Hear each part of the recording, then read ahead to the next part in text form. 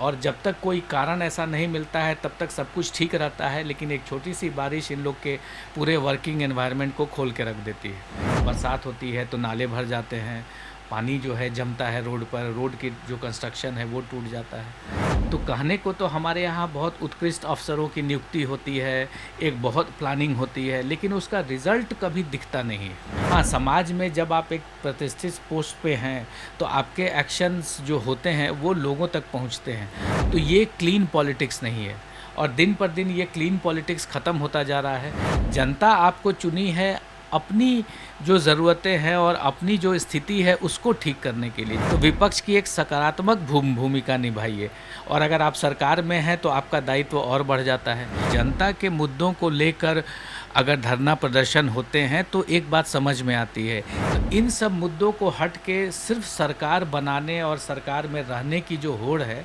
लग रहा है जैसे पॉलिटिक्स सिर्फ आरोप प्रत्यारोप का केंद्र हो गया है। आपके जो कार्यकर्ता हैं वो उग्र होते हैं तो पुलिस को लाठीचार्ज करना पड़ता है। उग्र होके किसी चीज़ों को व्यक्त करना शायद एक सभ्य समाज में सही नहीं लगता है। हमारे संविधान ने इस तरह की में प्रोविज़न है कि आपको बोलने की आज़ादी है, आपको अभिव्यक्ति की आज़ादी है।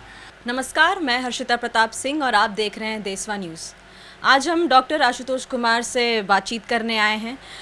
हम इनसे बातचीत करेंगे कि कल जो पिछले बीते दिनों से जो बीजेपी का धरना प्रदर्शन चल रहा था और कल जो परसों उन पे लाठी चार्ज किया गया है, उसको लेकर डॉक्टर आशुतोष का क्या कहना है? देखिए, समाज में जब भी किसी लोगों को या किसी पार्टी को दबाया जाता है तो उसके तरफ से रिएक्शन होता है।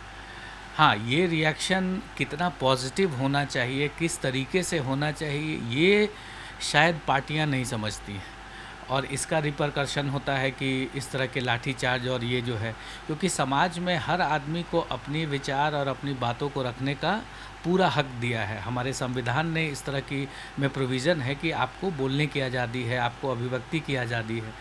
तो कहीं न कहीं धरना प्रदर्शन अगर आप करते हैं तो उसको शांतिपूर्ण ढंग से एक मेमो बना के आप सरकार को दे सकते हैं कि हमें इस तरह की चीज़ों से परेशानी है, ये हमारी मांग है, इसको समझा जाए। समाज में उग्र होके किसी चीज़ों को व्यक्त करना शायद एक सभ्य समाज में सही नहीं लगता है। और जहाँ तक पुलिस और का जो व्यवहार है और पार्टियों पर जो लाठीचार्ज का व्यवहार है, तो कहीं न कहीं आपके जो कार्यकर्ता हैं वो उग्र होते हैं तो पुलिस को लाठीचार्ज करना पड़ता है। तो कहीं न कहीं समाज में जो एक संयम और एक सौहार्द का जो माहौल है, जिसके लिए एक आदमी जाना जाता है कि एक ह्यूमन बीइंग में इस तरह की क्वालिटीज़ होनी चाहिए, ये अब धीरे धीरे कम होता जा रहा है। उग्र स्वभाव लोगों का होता जा रहा है, और समाज में रहने के लिए आपको शांत स्वभाव और एक संयम से रहने की आदत होनी चाहिए, न कि हर वक्त एक दूसरे पर आरोप प्रत्यारोप। लग रहा है जैसे पॉलिटिक्स सिर्फ आरोप प्रत्यारोप का केंद्र हो गया है। लोगों के मुद्दे जो सामाजिक मुद्दे हैं, जिस तरीके से वो लोग रह रहे हैं, जिस तरह से आज स्थिति है, एक बारिश में पूरा शहर ख़राब हो जाता है, बहुत सारे लोगों को रहने को घर नहीं है, उनको रोज़गार नहीं है। तो इन सब मुद्दों को हट के सिर्फ सरकार बनाने और सरकार में रहने की जो होड़ है, ये समाज के लिए आगे चल के बहुत ही दिक्कत वाली चीज़ें हो सकती हैं, और लोग इस बात को समझते हैं और सरकार भी इस बात को समझती है। लेकिन हर सरकार, हर जो पार्टियां हैं वो सिर्फ सरकार बनाने में लगी रहती है। ये गलत है। जी सर, आपने आरोप प्रत्यारोप की बात की, तो बीजेपी खुद भी कुछ समय पहले तक बिहार सरकार का हिस्सा थी और आज वो धरना प्रदर्शन करते हुए नज़र आ रही है। तो अगर ये पार्टियां ही केवल धरना प्रदर्शन करती रहेंगी तो आम जनता को अपनी बातें कहने का मौका कब और कैसे मिलेगा? बिल्कुल, यही तो मैं बात हमेशा कहता हूँ कि जनता के मुद्दों को लेकर अगर धरना प्रदर्शन होते हैं तो एक बात समझ में आती है, यहाँ सरकार पर सिर्फ आरोप प्रत्यारोप की ही जो राजनीति है, ये बिहार में इधर कुछ दिनों में बहुत ज़्यादा देखने को मिल रही है। और जो ज्वलंत मुद्दे एक आम आदमी के लिए हैं, जैसे उनका रहन सहन, उनको लो कॉस्ट हाउसिंग की बात हो, चाहे उनके रोज़गार की बात हो, चाहे उनके लिए उनके स्वास्थ्य की बात हो, या उनके लिए एक अच्छे स्कूल कॉलेजेस की बात हो, ये सब चीज़ें धीरे धीरे साइडलाइन होती जा रही हैं। और सिर्फ सरकार बनाने तोड़ने कि हम सरकार, अगर आप विपक्ष में हैं तो विपक्ष की एक सकारात्मक भूमिका निभाइए, और अगर आप सरकार में हैं तो आपका दायित्व और बढ़ जाता है, क्योंकि सरकार किसी पर्टिकुलर पार्टी की नहीं होती है, सरकार पूरे बिहार की को रिप्रेजेंट करती है। तो वैसी सरकार को दोनों तरफ के पक्षों को सुनना चाहिए और एक कॉमन बिलीफ पर लेके चलना चाहिए कि जिससे जनता का भला हो। आप सरकार बनाने के लिए नहीं गए हैं, जनता आपको चुनी है अपनी जो ज़रूरतें हैं और अपनी जो स्थिति है उसको ठीक करने के लिए। जनता आपको ये अधिकार देती है, लेकिन आप उस अधिकार का उपयोग सिर्फ अपनी सत्ता बचाने या बनाने में लगाएंगे तो ये क्लीन पॉलिटिक्स नहीं है। और दिन पर दिन ये क्लीन पॉलिटिक्स ख़त्म होता जा रहा है। आज आप देखिएगा तो कोई भी नेता के पास कोई ऐसा मुद्दा नहीं है जो सीधे जनता से जुड़ा है। और आज हमारे जो बिहार की जो स्थिति है, अगर आप आंख बंद करके देखें तो लगता है कि जनता से जुड़ी जो सीधे जो मुद्दे हैं वो बिल्कुल दरकिनार हो चुके हैं, और सिर्फ पॉलिटिकली अप डाउन्स का खेल जो है वो चलता रहा है। जी, जैसे कि आपने कहा कि सरकार के पास ऐसे कोई मुद्दे नहीं हैं जो सीधे जनता से जुड़े हुए हों, बल्कि इसके अलावा लोगों का ध्यान ज़्यादातर ज्योति मौर्य और सीमा हैदर जैसे खबरों पे अभी ज़्यादा केंद्रित है। तो ज्योति मौर्य के खबर को लेकर आपका क्या कहना है? आपके नज़रिए में क्या वो कितनी सही है, कितनी गलत है, इस पे आप क्या कहना चाहेंगे? देखिए, जनता को हमेशा एक इस तरह के मुद्दे पर जनता ज़्यादा रिएक्ट करती है, इसका फ़ायदा नेता लोग उठाते हैं, क्योंकि हमारी जनता अपने चीज़ों को लेके जागरूक भी नहीं है। जब एक पॉलिटिकल पार्टी अपने मुद्दों के लिए रोड पर आके संघर्ष कर सकती है, तो ये जनता कब उठेगी और कब अपनी मांगों को लेके धरना प्रदर्शन करेगी। शायद इस बात से ये बात पॉलिटिकल पार्टीज़ को पता होता है, इसलिए वो जनता के चीज़ों को, जनता के जो रिक्वायरमेंट है उसको लेकर कभी एग्रेसिव नहीं होते। हाँ, अपने पर कोई आँच आती है तो वो ज़रूर उस मुद्दा को उठाते हैं। और रही बात ज्योति मौर्य की बात, तो ये उनका पर्सनल विषय है और पर्सनल व्यवहार है, और दोनों में क्या केमिस्ट्री था, क्या बातें हुई, वो एक आम आदमी को तो पता नहीं है। हाँ, समाज में जब आप एक प्रतिष्ठित पोस्ट पे हैं तो आपके एक्शंस जो होते हैं वो लोगों तक पहुंचते हैं, तो कहीं ना कहीं आप अपने एक्शन के जिम्मेवार होते हैं। तो ये बहुत ज़रूरी है कि आपके आचरण और आपके विचार ऐसे हों जिससे समाज में एक पॉजिटिव संदेश जाए, क्योंकि ज़िंदगी यहाँ पर कितने दिनों की है, उसमें अगर आदमी एक दूसरे से लड़ के द्वेष भावना से अगर जीता है तो फिर आगे चल के क्या होगा। तो इस समाज में सौहार्द बनाने के लिए, एक दूसरे के प्रति प्रेम भाव के लिए बहुत ज़रूरी है कि आदमी कुछ अपने चीज़ों को, अगर उसको लगता है तो एक दूसरे को हेल्प करने की जो नीयत है वो होनी चाहिए, एक दूसरे को माफ़ करने की नीयत होनी चाहिए।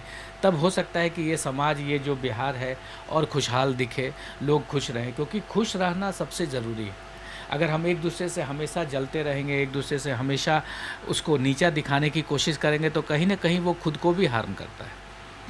जी सर, जैसे कि हमने सियासी गर्मा गर्मी की बात की, इसी बीच अगर हम मौसम के हालचाल की बात करें तो दिल्ली में पिछले कुछ दिनों से जो मूसलाधार बारिश हो रही थी उसके कारण भी, और डैम का पानी छोड़े जाने के कारण भी यमुना का जो जल स्तर है वो काफ़ी ज़्यादा बढ़ गया है। बाढ़ जैसी संभावना अब बन रही है दिल्ली में।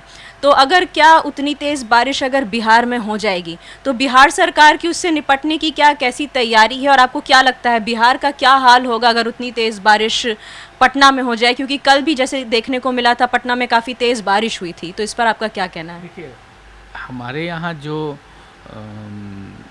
प्रबंधन है, जिस तरह का जो समाज को, जिस तरह के जो हमारा जो शहर है उसको डेवलपमेंट के लिए जो अर्बन प्लानिंग है वो यहाँ बिल्कुल फेल है, क्योंकि जिस तरह से और जितने घनी आबादी से ये कंक्रीट का जंगल फैलता जा रहा है कि एक समय आएगा कि एक पेड़ पौधा भी आपको नहीं मिलेगा। जहाँ सरकार को आप देखिए तो सरकार भी इस मामले में पीछे नहीं है, वो भी सिर्फ बिल्डिंग्स बनाने पे ध्यान दे रही है, कहीं भी एक ग्रीन फील्ड या ग्रीन जगह छोड़ा नहीं जा रहा है।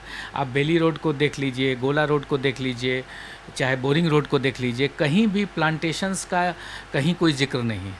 और धीरे धीरे क्या होगा कि यहाँ पर बरसात भी कम होगी। आप देखिए कि पटना के बाहर बहुत पानी पड़ता है, लेकिन पटना जो है वहाँ पर जो वर्षा का पानी है वो कम होता है। उसका इफ़ेक्ट होगा कि नदियाँ यहाँ से दूर चली जाएंगी।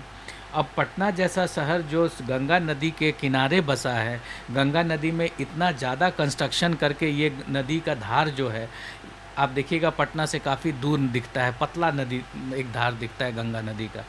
तो गंगा जैसी नदी अगर आपके शहर से गुजर रही है और आप उसको इस तरह के वहाँ पर कंक्रीट का जाल बिछा के आपने उसको इतना दूर कर दिया है, तो क्या अर्बन प्लानिंग है और क्या अफसर्स आपके पास हैं और क्या आपने जो किया है वो नज़र आता है। तो कहने को तो हमारे यहाँ बहुत उत्कृष्ट अफसरों की नियुक्ति होती है, एक बहुत प्लानिंग होती है, लेकिन उसका रिज़ल्ट कभी दिखता नहीं है। छुटपुट आपको कहीं कहीं कुछ कुछ कंक्रीट स्ट्रक्चर्स बन रहा है, तो कंक्रीट का जंगल तो पटना को बनाना नहीं है, इसको बनाना था एक हरित जगह जहाँ पर लोग अच्छे से रह सके। तो धीरे धीरे पटना कंक्रीट जंगल बनता जा रहा है और इसी का नतीजा है कि जो वातावरण है, जो एनवायरनमेंट है, वो अनुकूल नहीं है और उसी का नतीजा होता है कि बरसात होती है तो नाले भर जाते हैं, पानी जो है जमता है रोड पर, रोड की जो कंस्ट्रक्शन है वो टूट जाता है। तो अगर कोई प्रॉब्लम होती है उसमें अगर आप खरे उतरते हैं तब आपकी कार्यशैली समझ में आती है। एक छोटा सा बारिश आपके पूरे सिस्टम को खोल के रख देता है। तो इतने बड़े सिस्टम को आप लेके चल रहे हैं और उसका नतीजा होता है कि एक छोटी सी बारिश आपके जो कमियां हैं उसको उजागर कर देती हैं। तो किस सिस्टम की बात और किस तरह के अफसरों की बात और क्या नॉलेज और क्या हाई क्लास अफसर अगर आप चुनते हैं तो कहीं ना कहीं इस पूरी व्यवस्था में दोष है। और जब तक कोई कारण ऐसा नहीं मिलता है तब तक सब कुछ ठीक रहता है, लेकिन एक छोटी सी बारिश इन लोग के पूरे वर्किंग एनवायरनमेंट को खोल के रख देती है। तो व्यवस्था परिवर्तन और व्यवहार परिवर्तन बहुत ज़रूरी है। लोगों का व्यवहार में भी बदलाव होनी चाहिए कि उनका डिमांड सरकार से होनी चाहिए कि जिस एरिया में हम रह रहे हैं वहाँ प्रॉपर नाला होना चाहिए, वहाँ प्रॉपर आपको जगह ऐसी होनी चाहिए जहाँ प्लांटेशन हो। पूरे पटना में आप देखिए तो ले दे के कुछ पार्क्स हैं जहाँ पे थोड़े बहुत आपको पेड़ पौधे मिलेंगे। तो क्या इस तरह के कंक्रीट जंगल में एक आदमी रह सकता है? और ये कंक्रीट जंगल सबसे आश्चर्य का है कि ये बढ़ता ही जा रहा है। इसको रोकने के लिए सरकार के पास कोई सिस्टम नहीं है। बेली रोड में इतने ज़्यादा कंस्ट्रक्शन है, उसमें कुछ एरिया को अगर इन लोगों ने हरित जगह के लिए छोड़ देते तो शायद आज पटना रहने लायक हो। शुक्रिया डॉक्टर साहब। हमारे साथ जुड़े थे डॉक्टर आशुतोष कुमार। उन्होंने बिहार में हो रही सियासी गर्मी और साथ ही मौसम के हाल चाल के बारे में हमसे बात की और कहा कि दोनों में सुधार देखने के लिए व्यवस्था परिवर्तन और व्यवहार परिवर्तन दोनों ज़रूरी है। आज के इस खबर में इतना ही। आगे की खबरों के लिए आप देखते रहिए देशवा न्यूज़। सिर्फ खबर दिखाना देशवा न्यूज का मकसद नहीं, देशवा न्यूज की कोशिश है कि समाज की सूरत बदलनी चाहिए।